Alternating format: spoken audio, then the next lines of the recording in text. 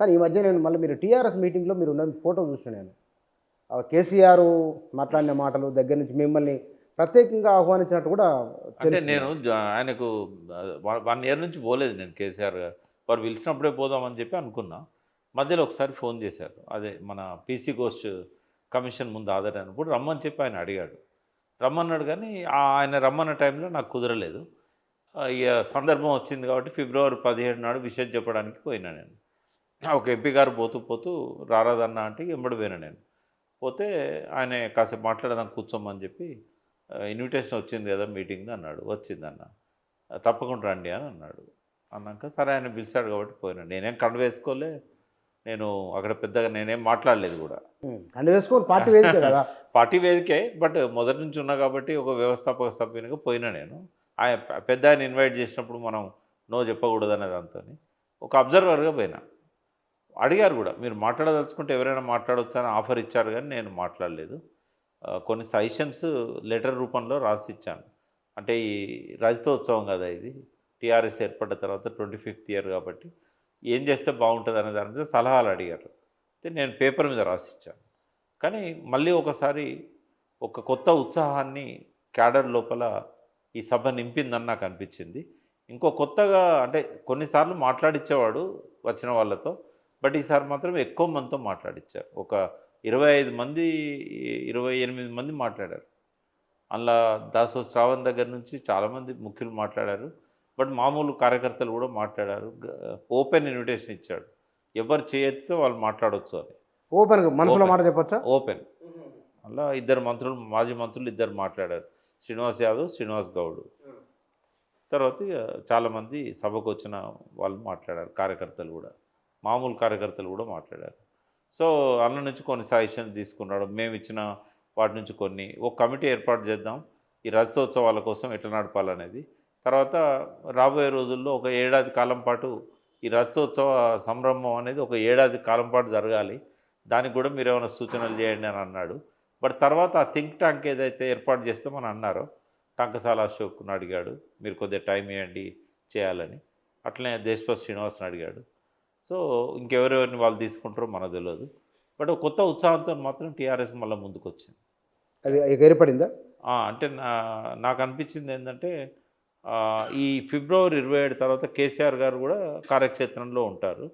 ఆయనతో పాటుగా క్యాడర్ అంతా కూడా కొత్త ఉత్సాహంతోని మళ్ళీ ముందుకెళ్తారని అనుకుంటున్నాను. మీరు ఆయనతో మాట్లాడింది కదా! పూర్వం ఉన్న కాన్ఫిడెన్స్ ఉన్నదా? కనబాయనరా? అంటే మొన్న మీటింగ్‌లో ఆయన ఒక 2 అవర్స్ మాట్లాడాడు. 2 గంటల సేపు ఆయన ఉపన్యాసం నడిచింది.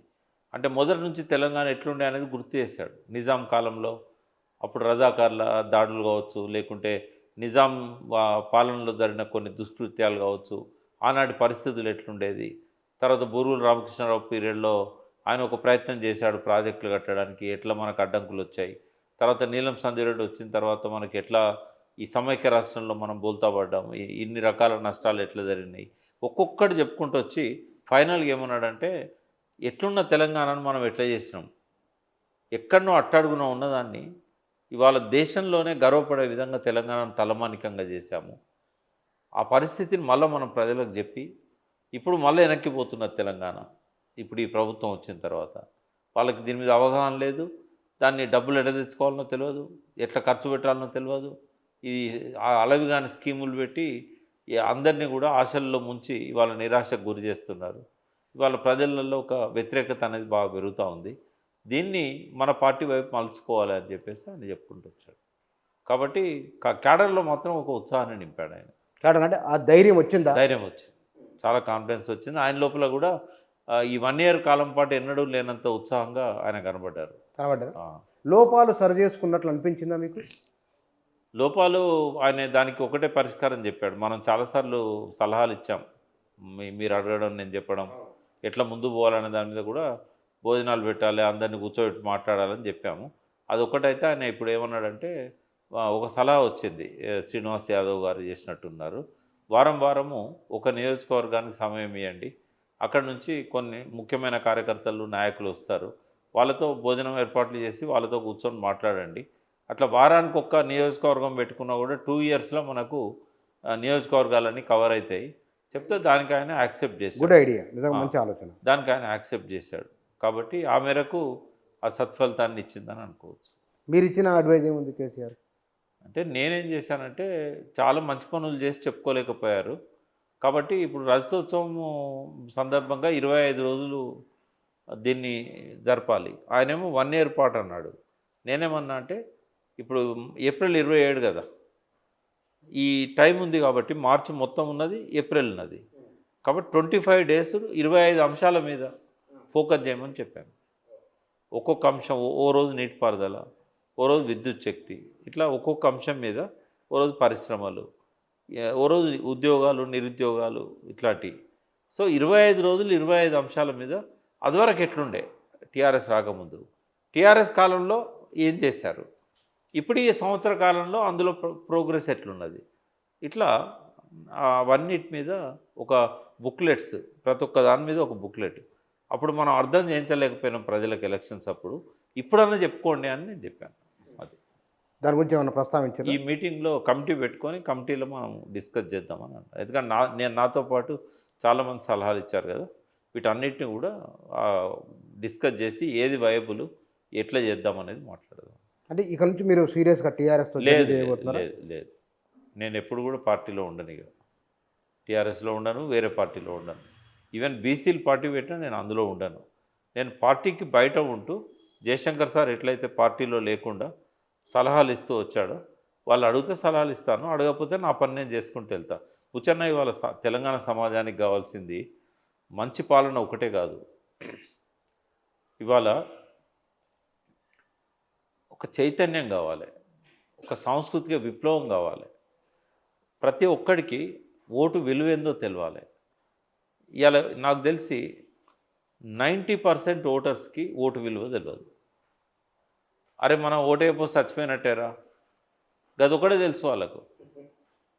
తర్వాత పేదరికం, అప్పులు, దురలవాట్లు ఉన్న రోజులు డబ్బు ప్రభావం ఉంటుంది వాళ్ళకు. ఫస్ట్ ఏంటంటే ఒక 5 ఏళ్లలో మొత్తం సమాజాన్ని దారికి తేగలుగుతాం, కానీ ప్రొవైడెడ్ ఏంటంటే మద్యపాన నిషేధం అమలు జరగాలి. ఎవరైతే తాగంది బతకరని చెప్పి మెడికల్ సర్టిఫికేట్ ఉంటుందో వాళ్ళు ఒక్కరికి తప్ప బార్డర్స్ అన్ని కట్టుదిట్టం చేయాలి. ఇదివరకు కూడా మద్యపాన నిషేధం అమలు చేయాలని ప్రయత్నం జరిగింది ఎన్టీ రామారావు పీరియడ్లో.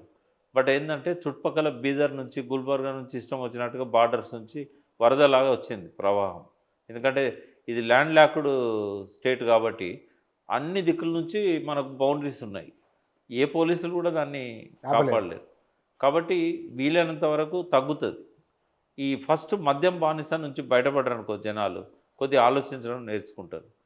అప్పుడు చైతన్యాన్ని అందియడానికి నేనేమంటున్నా, ఈ బస్సులల్లో నిరుద్యోగులు పోయి తల్లిదండ్రులను మీరు ఓటేసేటోళ్ళని కూడా ఓటేయకుండా ఆపినలు కదా, ఈ బాధ్యత కూడా మీదే. అయితే ఇప్పుడు ఎట్లయితే నిరుద్యోగులు ఊళ్ళలో పోయి క్యాంపెయిన్ చేశారో, అట్లా ఎన్జిఓలు కానీ, నిజంగానే రాజకీయ చైతన్యాన్ని ఇవ్వాలనుకున్న పొలిటికల్ పార్టీలు కానీ ఫస్ట్ ఆ ప్రజలందరికీ ఓటు విలువైంది, మనం ఓట్లేసి గెలిపించడం వల్ల మనం కట్టిన పన్నుల డబ్బంతా ఎట్లా పోతుంది, ఎడిపోతుంది, అవినీతి ఎట్లా జరుగుతుంది, దుర్వినియోగం ఎట్లయితే ఉన్నది, ఇంకోటి ప్రణాళికలు ఎవరు వేయాలి, ప్రతి ఊర్లో రచ్చబండ దగ్గర ప్రణాళికలు వేయాలి, ఆ ఊరికి ఎన్ని నిధులు కావాలనో వాళ్ళు డిసైడ్ చేయాలి. అదంతా కూడా స్టేట్ బడ్జెట్ ఫ్రేమ్ చేసేటప్పుడు పరిగణలోకి తీసుకోవాలి, సెంట్రల్ బడ్జెట్ ఫ్రేమ్ చేసేటప్పుడు పరిగణలోకి తీసుకోవాలి. ఈ చైతన్యాన్ని మనం గ్రామాన నింపగలిగినట్టయితేనే ఈ భారతదేశం బాగుంటుంది, తెలంగాణ బాగుంటుంది.